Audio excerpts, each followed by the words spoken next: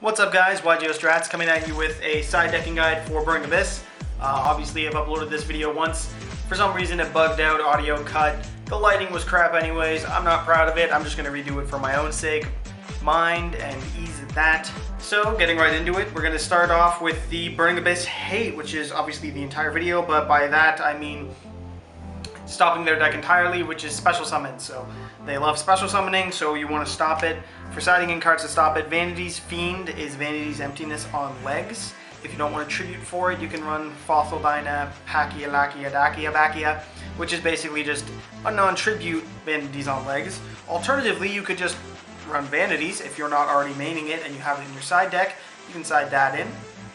And ultimately, you can run something like Black Horn of Heaven to just negate the summon of an inherent summon, which is basically any Exceed summon. So that stops their summonings outright. If you can't let them summon, they can't really make any real progress. They can stall you out with traps, but that's about it. So other things to do, obviously their little monsters are key, but it's ultimately the Exceeds that really win them the game. So if you can't let them Exceed summon, they're not going to be able to really push for much because their strongest monsters have 1700 attack, and that's the cap in their main deck with Barbar. And they only really won one Barbar anyway, so if you can get over 17, you're set. So if you can't let them exceed, use something like Flying Sea. Flying Sea is a bit hazardous because they can just attack one of your monsters to destroy it, and they'll take a bit of damage because they'll ram, but ultimately they'll be able to overlay after that, which is obviously going to help them win. So be aware of using that, but it is nice to chain to a special summon Flying Sea, and then they can't make their plays in the main phase 1. They have to go to main phase 2 to do it, assuming they can even crash at all. Maybe you don't have anything that an attack position that they can crash into, but alternatively, if you run something like Stygian Dirge or Mischief of the Gnomes, both cards to reduce the level of the opponent's monsters. Mischief of the Gnomes gets the monsters in the hand and can be activated from the graveyard as well, same as way as Breakthrough Skill, which is just banish it and then, you know, reduce their level. So then they've got a bunch of level 2s, or Stygian Dirge just outright all monsters your opponent controls lose 1 level. So it's a ton of level 2s, and they run level or rank 3s in the extra deck, so it just shuts them down completely. Alternatively, you can play Rivalry of the Warlords. This card makes it so that you can only control one type of monster, and this is key because all their main deck monsters are fiends, but their extra deck things are warriors, spellcasters, that sort of thing. And because of the ruling on the card, you can't overlay 2 fiends to make a warrior because you can only control one type of monster.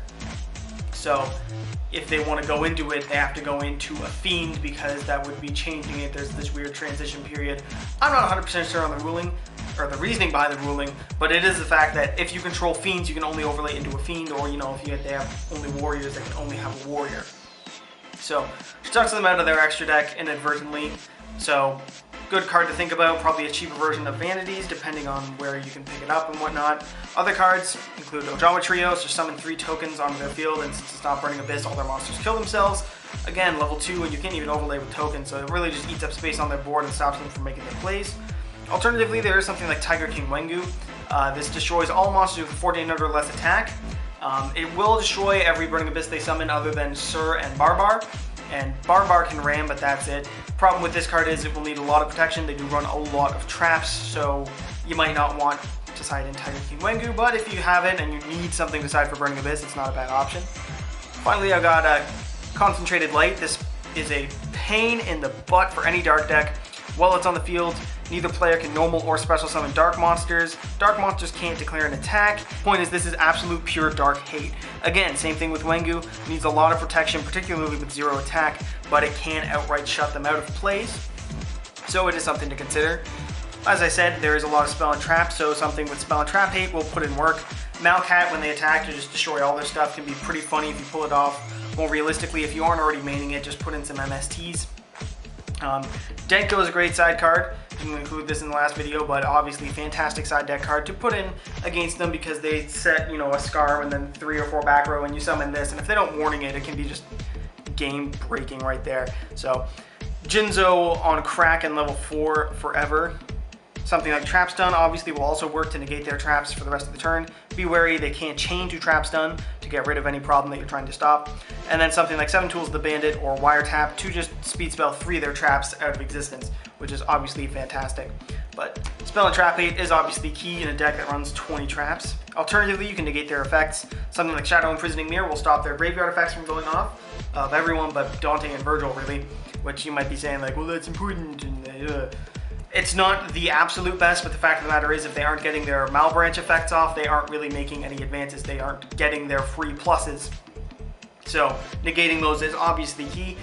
Better alternative, but a one of, you can put in Soul Drain, which negates all effects that activate in the graveyard or in the banish zone, but for this case, the graveyard. Costs 1,000 life points, but fantastic for shutting down any graveyard effect deck.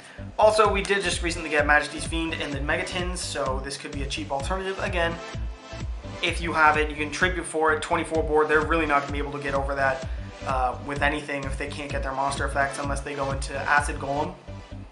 But, you know, another thing I didn't include last time would be Debunk, great for banishing things from the graveyard and negating their effects. Counter Trap as well, so they can't chain anything to it, which is very nice. And finally, obviously, don't let them go in the graveyard at all. Run something like Macrocosmos or Dimensional Fissure, just banish all their cards, or at least their monsters, to stop their plussing.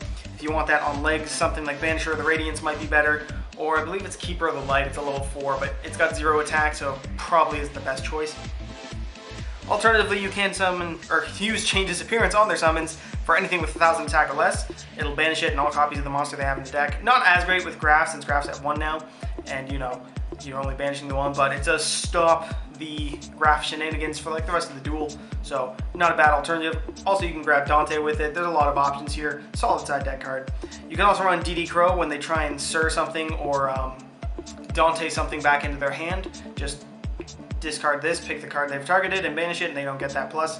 And again, like I said in the last video, I don't recommend it because it's very slow, but if you're cheap and this card is cheap and you know, like, you don't care, Soul Release will banish 5 cards from either player's graveyard. You can just pick 5 of their monsters, you know, 2 of their Dantes, 2 Sirs in the Graph, something like that. Gets rid of a bunch of them at once. It will hurt them, but it's a normal spell, so it has to be played on your turn.